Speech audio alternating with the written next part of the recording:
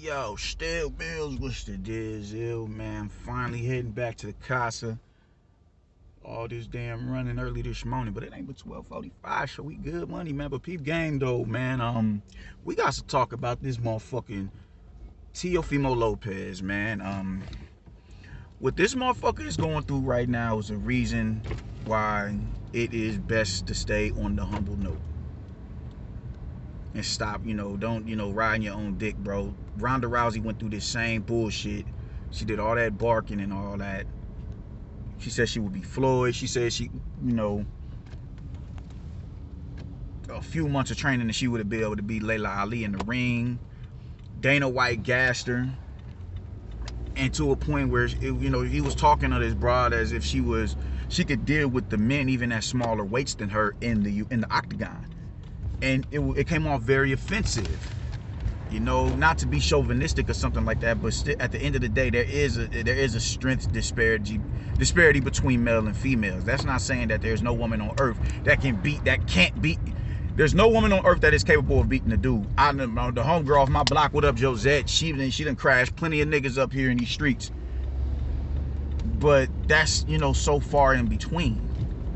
There's still a strength and size disparity between just the strength that the strength aspect alone. There's women taller than me. I'm only 5'8". They wouldn't be able to outmuscle me, the majority of them. So you still have to respect the differences of our of our sexes. But after she got crashed and did dirty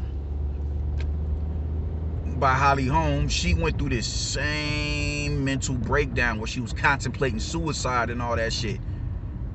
If you are mentally weak and you can't handle defeat, because when you're in combat sports, a loss is right around the corner. You need to just shut the fuck up and stay on the humble side then. You can't afford to sit there and, talk all that rah-rah shit, and then when you finally get crashed, you want everybody in the world to feel sorry for you, man. Like, hell no. Hell no. No, you and your pops done been on some bullshit. Y'all done called Devin Haney a bum. Y'all done talked all type of wild shit about Josh Taylor and moving up. You posting pictures of you in the hospital. Motherfuckers are saying you almost died. That right there is a lot more, it's easier to be empathetic toward or sympathetic towards that. But it still makes a nigga be like, I don't give a fuck. It still makes somebody want to be like that, me being one of them. Because honestly, it looks like, it looks like another excuse to enable you to, justify your loss, or coddle you and stop going hard on you because people are fed up with your bullshit. And I ain't the nigga to do that. I'm sorry, but I'm not, man. I have an appreciation and a high respect for life. Human life, plant life, animal life, bug life. I don't allow my kids to step on a pile of ants. I almost beat the shit out of my daughter for doing that shit one day when she was like 3 or 4 years old.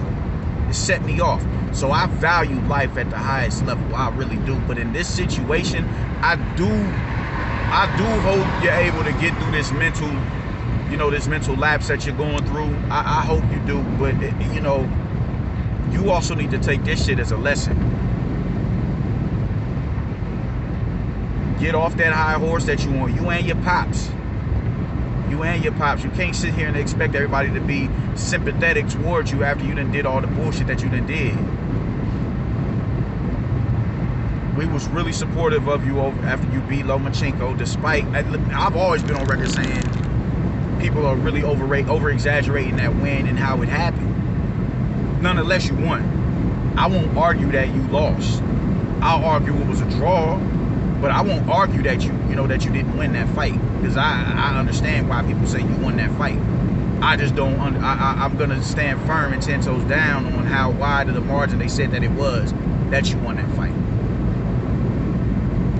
But I'm not, It was a good win for you, but you completely took that win and jumped out the window. I'm undisputed. Show me something. You got to show me something. You know, purse demands and all that shit. You know, you bigger than, you know, I said it before.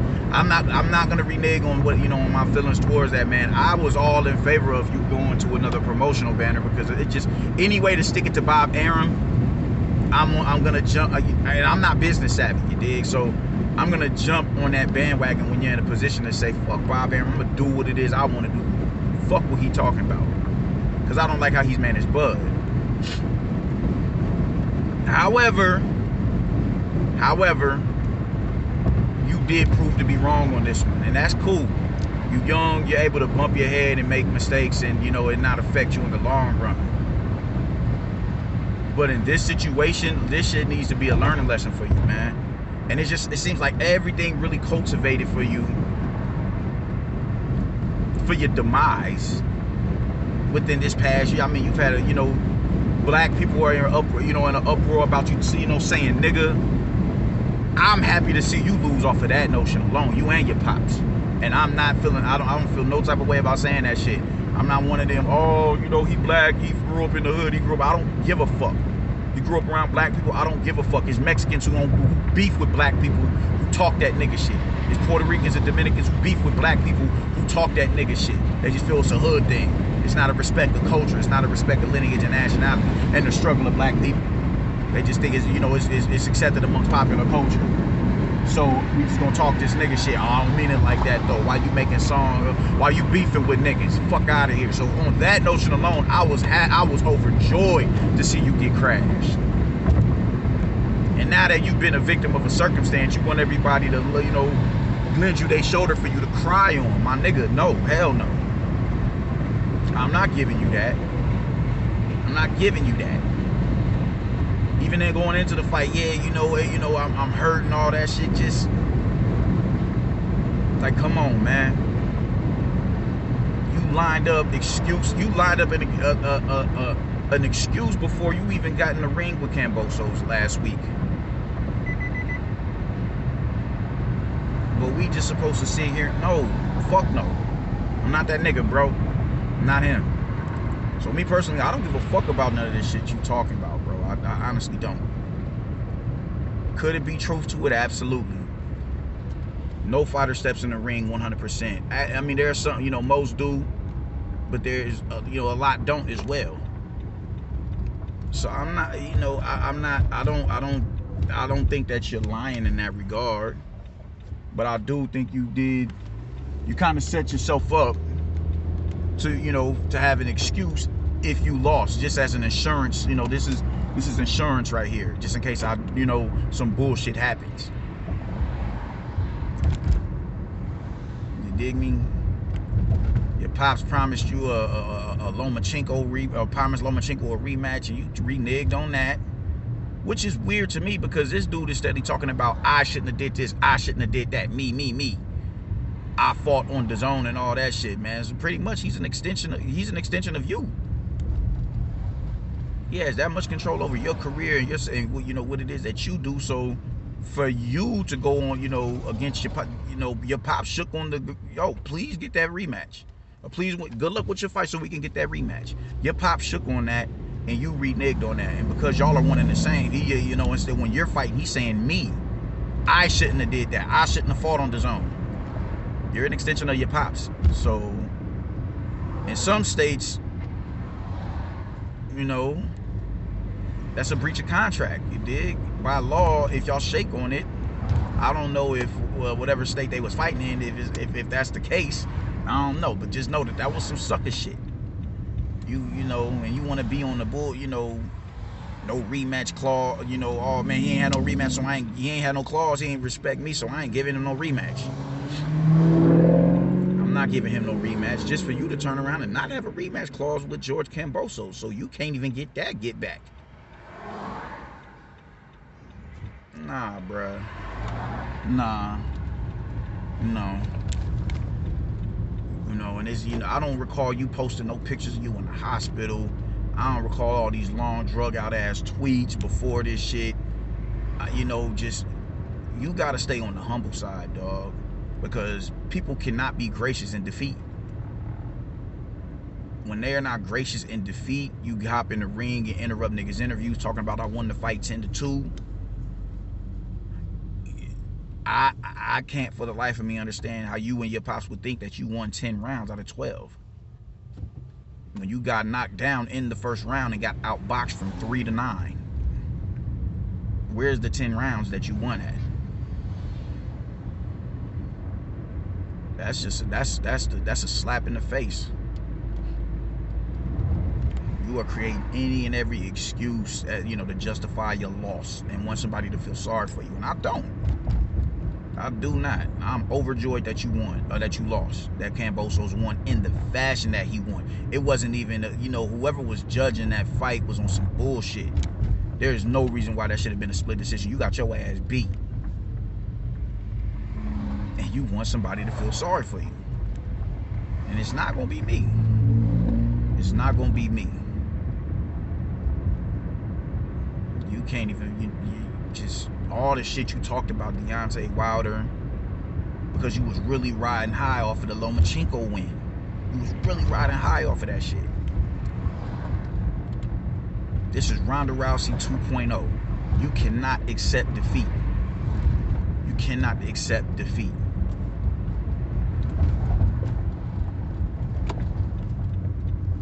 Supposed to ride high off of that one Lomachenko win, and it was it wasn't even like it was a win where you completely outclassed the dude like how George Kambosos did you. That wasn't how that fight played out. You got a lot of nerve, G. You want to post IG footage of you laying in a hospital bed and shit and fucking making all these tweets. You just really want somebody to feel sorry for you. Your pops wants somebody to feel sorry for you. Your pops wants to blame the entire promotional banner. He wants to blame motherfucking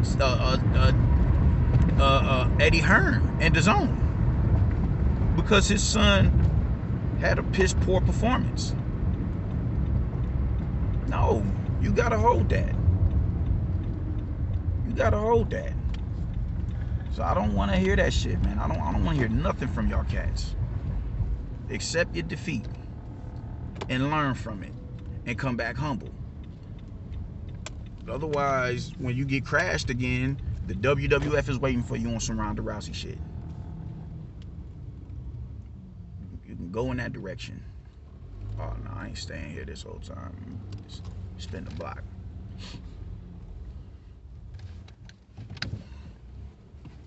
Dude's got a lot of nerve.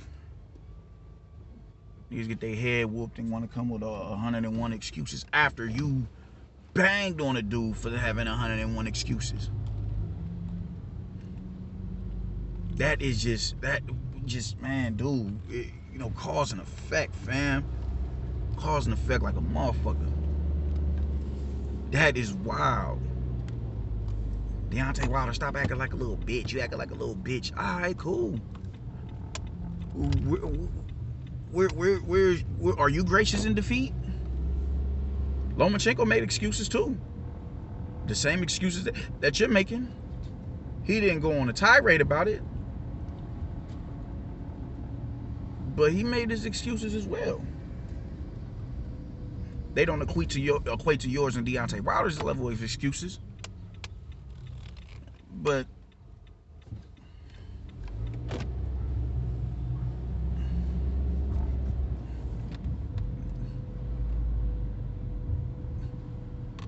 you're not getting no shoulder to cry on with me, my guy. You're not doing it. I will not be the dude to enable you in your loss. You got your ass beat. Take it like a man. Fuck out of here.